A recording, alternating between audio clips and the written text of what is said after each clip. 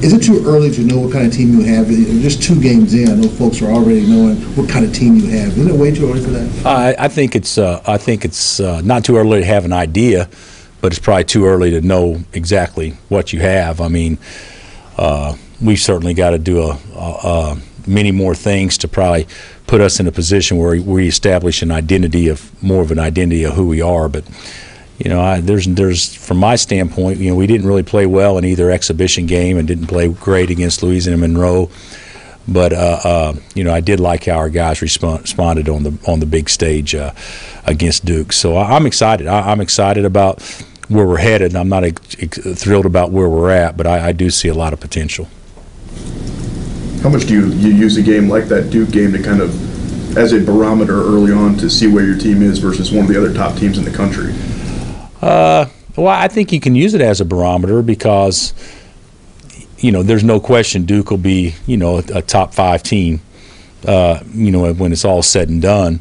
So you know, to think that we were able to play with the top 5 team this early with this many young kids, I think is bodes well for the future. At least I hope it does. But you know, if teams are going to shoot 50% against us, we got no chance. And there's so many things that we've got to do to improve on that, and I think we will. But certainly, you know, one thing about we've been fortunate, we've been exposed, but we've also won, and that's probably the best combination you can actually have. Did that being exposed and also winning, did that lend itself to a good week of practice? What did you work on? We're still working on everything, but we actually have had a decent week of practice. I mean, we took yesterday off, but I think our guys have gotten a little bit better. I think they're getting a little bit more confident and comfortable, and I do think that the Duke game, even though it's just one game, I think it definitely, guys aren't overly ecstatic about it, but I did think it gave us some confidence because we did have some guys step up and play pretty well in that setting. How involved has Nadir Tharp been in Frank Mason's development and progress since he's been here? Oh, Nadir's played a huge role in Frank's progress. Nadir is one of Frank's biggest fans, and he has taken him under his wing and taught him a lot. Frank is an interesting guy because he's never played point guard before, and here we are playing him at point, and you know, he's been a guy that, hey, just go get your own shots. I mean, that's all he's ever known, and so he's made some nice adjustments and has really done a good job of trying to fit in. And Nadir's played a big role with that, just like I think Tariq's played a big role in helping Joel also. When the NBA did those rule changes and tried to open up the game a little bit, it seemed like the guys that could take people off the dribble really benefited. Mm-hmm. Does that make Frank's skill set a little bit more intriguing? And I mean, I don't know how many times he got to the line, but it was quite a 12. Duke, yeah. 12. Of course, some of them were late game situations where they had to foul, but I do think that it's if you got a guy that can beat a guy off the bounce, or if you got a guy that can really guard the ball, you're probably ahead of the next guy. And we've got, you know, I do think we have some guys that can beat people off the bounce, but I will say this, Duke does too. I mean, we had a hard time guarding Duke. They just drove it right down our throat, and so that's what we kind of tried to do also, and Frank was probably as good as we had at doing that. What kind of problems does Iona present for your team? Well, we haven't gone against zone yet, you know, for the most part. I think Louisiana Monroe played a few possessions of 1-3-1, but you know, so this will be the first time we played against a team that played predominantly zone, and they'll mix it up. They'll play 1-3-1 and 3-2 and kind of a 2-3 matchup, and they play faster than anybody we played so far. I mean, they play faster than Duke as far as wanting to shoot it quick. So, and they're small, so it'll be, you know, we'll be having bigs guard on the perimeter. So obviously, you know, they can score the ball, and they definitely pose a threat from a scoring standpoint. And then, you know, us, whether or not we're able to handle their zone and attack it without thinking, I think will be something that'll be very important. Coach, is Perry among the guys you mentioned about the guys having a little bit better court presence after the Duke after their performance against Duke? Well, I think so. You know, Perry is you know, I thought he got a lot of confidence towards the end of last season, and you know, he's been terrific so far. But I do think he needed that game because that game was a game against guys that you know, I think that in his mind would give him confidence if he has success. And now let's not get too. Perry got 24, but Jabari got 27. I mean, now Perry didn't guard him all the time, but I mean, we definitely got to tighten up a few things. But those were two good players going against each other. I mean, there's no question. I bet both those kids definitely have the other one's respect, without question, on their skill set and how they play, because they were both very, very good. Can it be hard for that confidence to carry over from season to season? Come out strong at that last year. Is it hard? I guess anything can be hard, but it's a lot easier to have confidence if you finish strong than if you didn't finish strong. So I think that if anything, with Perry's summer and everything, and with any player, if you play well one year at the end and then you have a good summer and you prepare yourself, then you should be more confident the next year. And Perry's done all those things. Is this where you thought Perry would be by now? Yeah, yes. The thing about it is we play 2 games, guys. I mean, where we are is nowhere close to where we need to be, and just because I get such a kick out of things. If a guy played good in that game the other day, they're automatically a draft pick. 1 game, and right now there's 90 guys out there that's been guaranteed he's going to go in the first round. And there's only 30 teams, and that number will go to 120. But I am happy. I'm happy where we're at now with him individually, but I mean, nowhere near where he should be or where he can get is probably the better way to put it. Where would you like to see improvement defensively from your guys this game? Well, if you can guard the ball, that eliminates a lot of rotation type situations. So because if you can't guard the ball, you force help all the time. So I would really like to be able to guard the ball better. And obviously our interior post defense was lacking against Louisiana Monroe. It wasn't that bad against Duke because Duke didn't throw the ball inside as much. They drove it. Their big guys drove it. So we got to get better in that area. And I think just as a whole and a mindset of not relaxing during possessions, I think will be something that we certainly need to improve on. It's still a bit of an adjustment too with you back there to kind of clean up some of those mistakes.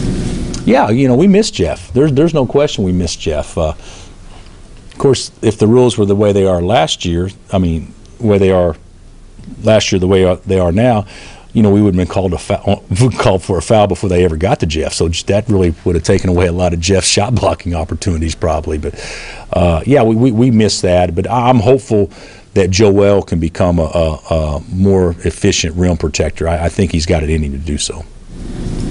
Coach, for Tark, is it just simply stay out of foul trouble and stay in the game? I think so. He's pressing. I shouldn't say he's pressing. He was pressing. His first foul, he was going after a loose ball, and his second foul, he mauled the guy at 17 feet, and you don't do that. It's just because he's excited and that kind of stuff. And so I do think that you'll see a much more relaxed and efficient Tarek, beginning tomorrow.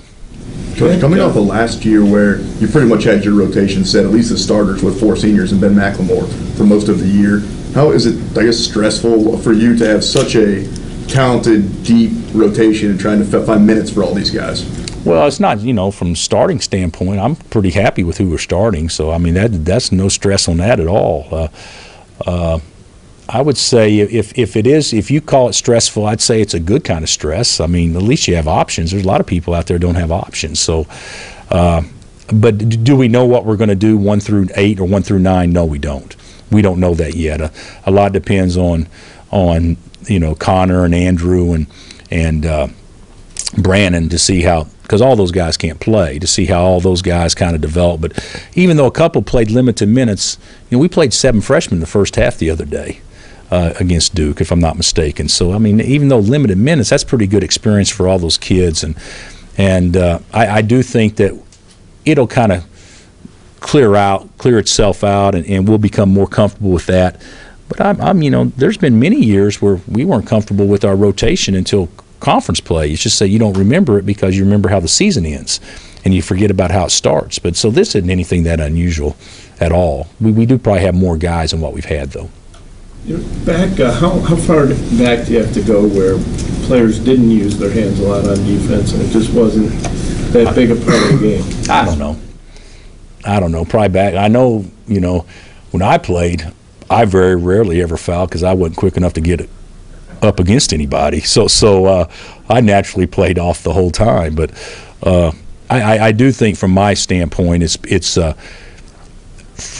probably going back to our first couple of years here at Kansas. You know, we weren't an exceptionally athletic team and not exceptionally quick. We were a good position team, and so we probably didn't pressure as much. But you know, I still think. I mean, I understand how the game's being called, and I'm not. It's not anyone's fault because it may end up being the best thing for our game over time. Time will tell.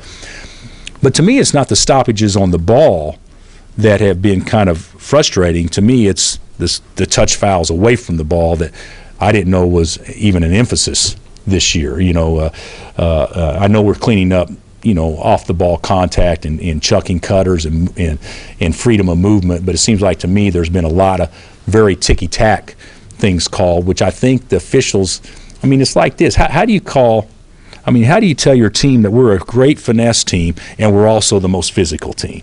So how do you tell an official we're going to call everything on here but let things go other places? So I think it's an adjustment for everybody to get comfortable with it. And officials are, I mean, in my my vantage point, every foul that was called in that game against Duke, I went back and watched it. You could make a case, hey, that's a foul. Good call by the rules. But some of the incidental contact off the ball, I think, will be the thing that I would like to see maybe eliminated to create, you know, less stoppages so we can get a little bit more flow during the game, because there's not much flow right now. Is Cliff one of the better big men you've signed here? Is Cliff Alexander one of the best big men we signed? Yeah, without doubt. I mean, this guy has a chance to be really, really, really good. His ceiling's remarkably high, and he's a if I say he's a monster, then that'll be the headline, Alexander a monster. So I'll say he plays much more aggressively than what most 18-year-olds play. He is he really goes after the ball and attacks the basket very hard. He's got a chance to be really good. How long were you after him? Well, we've been recruiting Cliff a long time. I went and saw Cliff. I think he was in 9th grade. So running the halls, you know, that's what they did there at Curie during conditioning. They'd run the halls when school was out because nowhere to run outside and it's too cold. So that's how they conditioned. So it was pretty cool. We actually talked about that the other day. But no, we've been recruiting Cliff a long time. Well, you know, there's been a lot made of who we recruited, but we can never comment on who we recruited. But I'm really, really happy with the two we got. I mean, we got two guys that obviously top 10 players in the respective class, and you know that doesn't happen every year. We get two guys like that. Are you still recruiting? Oh yeah, we're still recruiting. Yes, absolutely. And we don't know exactly how our situation will play out, so we'll always be recruiting. Well, you guys are up to number 2 in the latest poll. I didn't know that. Is that, with a young team like this being number 2 this early? How do you think they'll react to that? I don't even know if, I mean, unless you guys bring it up, they won't know. Unless, I guess, people blowing them up on Twitter maybe or telling them, but I don't know. How do we move ahead of Louisville? So that doesn't make any sense to me, but I like it. I mean, you might as well be able to learn how to operate under a little duress or stress that's either self-imposed or from outside influence. That'll prepare you for later on down the road, so it doesn't bother me at all. You're going to receive the Wayman Tistaff Humanitarian Award. Can you just talk about your memories of Wayman?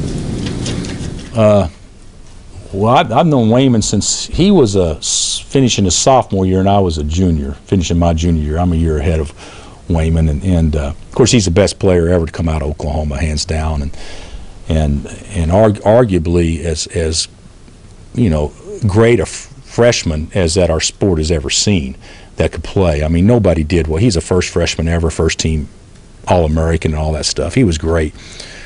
But my first trip with Wayman, it was like 15 of us on a 15-passenger van, which doesn't seem like it'd be that crowded, except we were going from Oklahoma City to Las Vegas, and you know, a 26-hour van trip didn't really bode well. But I just remember this big old dude, because there's nowhere for him to put his leg. He had to drape his legs over my shoulder, and I'm in the seat in front of him, and I'm like going, who is this dude? And that first game that we played, I had 26. he had 2. And I'm thinking, I'm going to start getting recruited, you know.